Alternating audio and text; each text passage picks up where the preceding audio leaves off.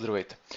В това видео ще ви покажа как да направите свой корпоративен профил, да се възползвате от кодовете за клубно членство.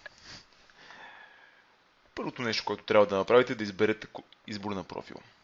След това добави нов профил и създай. В име на акаунта въведете име, което е само с малки букви или тирета и съдържа името на вашата компания.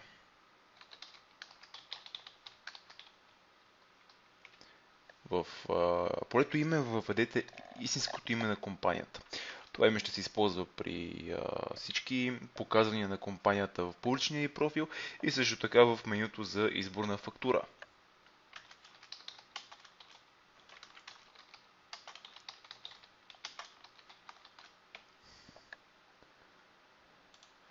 Опишете вашата поща. Тук може да получите данни за поръчките, които имате.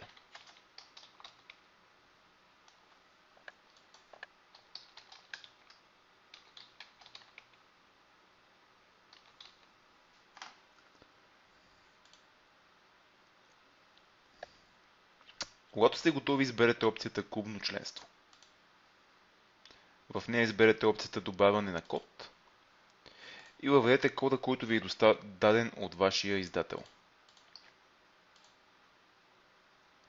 Когато го въведете, вие ще имате отстъпките, които сте договорили с него и продуктите, които той ви е обещал.